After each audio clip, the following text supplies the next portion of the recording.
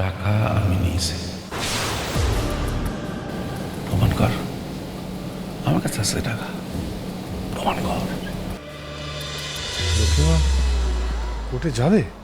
হ্যাঁ সোম, মা কোর্টে আসবে। রানী মাকে ঠিক সময় মতো সবার নজর এড়িয়ে কোর্টে নিয়ে আসবে।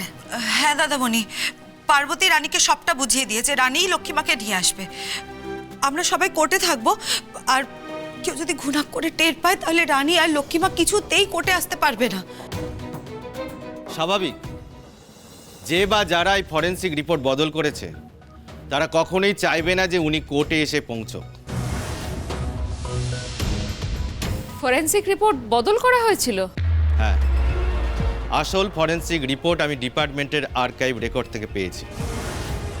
সেখানে স্পষ্ট উল্লেখ আছে সোমেশ্বর বাবু ছাড়া কাটারির হাতলে অন্য একজনের হাতের ছাপ পাওয়া গেছে। মা ভুবনেশ্বরী আমাদের সহায় রয়েছেন, এখন সবটা তোমার হাতে। বেশ, তাহলে আমি কি করব? দেখো, তিমির কাকুর যা শরীরের অবস্থা, আমার মনে হয় না উনি কোর্টে আসতে পারবেন। বাকি কোনো লয়ার তোমার কেস নিতে রাজি হচ্ছে না। এই অবস্থায় এখন তোমার নিজের কেস তোমাকে নিজেকেই লড়তে হবে। আমি নিজের কি বলছো? আমি কি উকিল, কোর্ট এসব বুঝি নাকি? দেখো, তুমি তো ইংরেজিরও কিছু জানতে না, কিছু বুঝতে না, তাও পেরেছো তো। কেন পেরেছিলে জানো? কারণ তুমি মন থেকে চেয়েছিলে। তুমি যদি এবারেও মন থেকে চাও তাহলে তুমি নিশ্চয়ই পারবে। সে তো পেরেছিলাম, তুমি ছিলে বলে।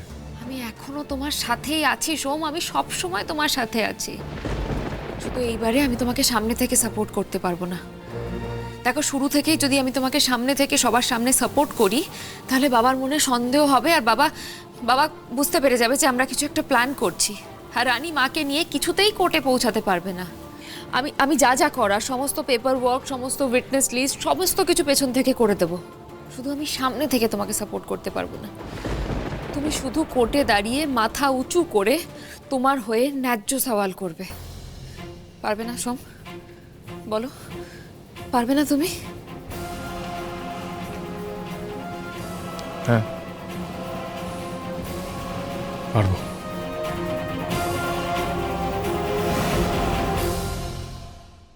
আমরা মনে হয় এই কেস থেকে অনেকটা দূরে সরে এসেছি। শুভলক্ষ্মী রায় জীবিত না মৃত তার জন্যে সোমেশ্বর দত্তের সাজার ভাড়া হতে পারে, কিন্তু উনি যে অন্যায়টা করেছিলেন এটা তো সত্য।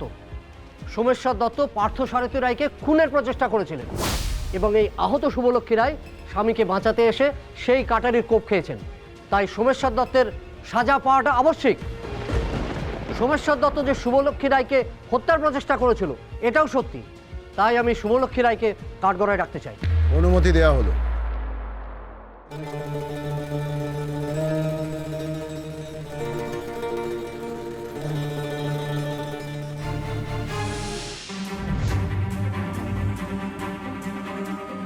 যাহা বলিব সত্য বলিব, সত্য বই মিথ্যে বলিব না।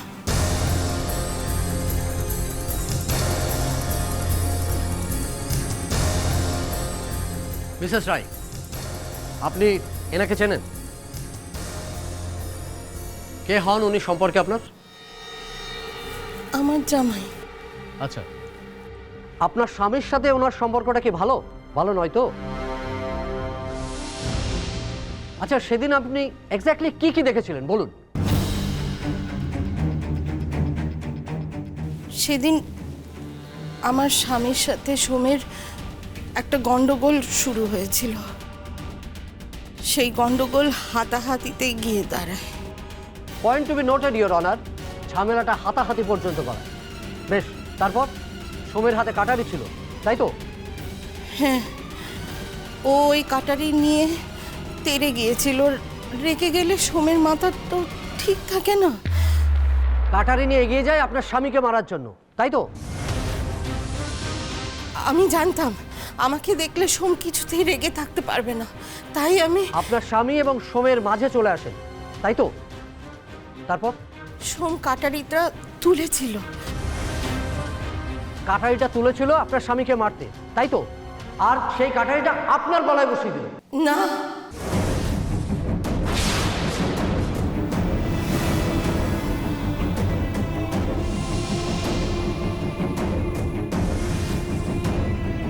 সোম ওর হাত তুলেছিল, কিন্তু আমাকে দেখে ও হাত নামিয়ে নিয়েছিল।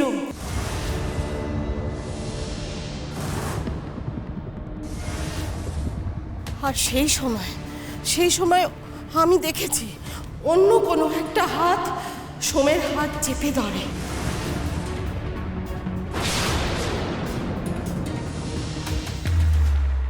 সেই হাতটা কার আমি আমি আমি দেখতে পাইনি। ওখানে আবিরের ধোঁয়ায় চারিদিক ভরে ছিল, কিন্তু আমি এইটুকু দেখেছি, ওই হাতটা সোমের হাত চেপে ধরে আমার গলায় ওই কাটারিটা চালিয়ে দিল।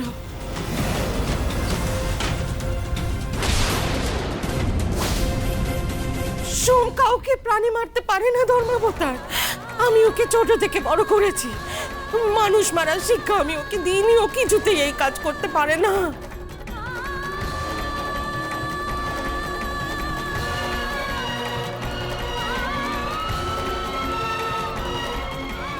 সমস্ত সাক্ষ্য প্রমাণের উপর ভিত্তি করে আদালত সোমেশ্বর দত্তকে নির্দোষ প্রমাণ করছে এবং নিঃশর্ত মুক্তি দিচ্ছে।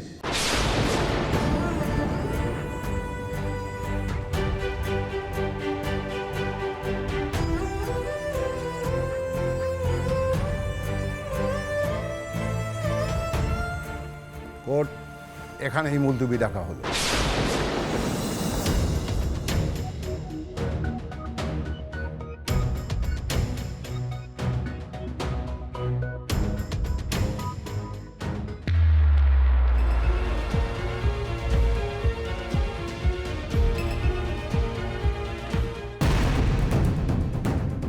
কি পার্থসারথী রায়,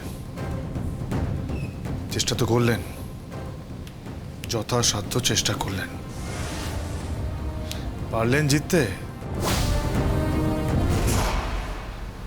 পারবেন না। খুব তো চেষ্টা করেছিলেন যে আমাকে ফাঁসি কাটে ঝোলাতে, পারলেন না। আপনি অন্য এক কাজ করুন, এই গ্রামের মানুষের যে স্বপ্ন, স্কুল বাবদ যত অর্থ তারা দিয়েছে, আপনি যথাসম্ভব তাড়াতাড়ি সেই অর্থগুলো ফিরিয়ে দিন। অত সহজে? টাকা আমি নিয়েছি, প্রমাণ কর। আমার কাছে আছে টাকা, প্রমাণ কর। প্রমাণ করবো রায় সাহেব, প্রমাণ আমি করবই।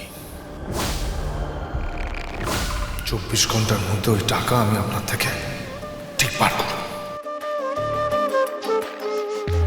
এটা আমার চ্যালেঞ্জ।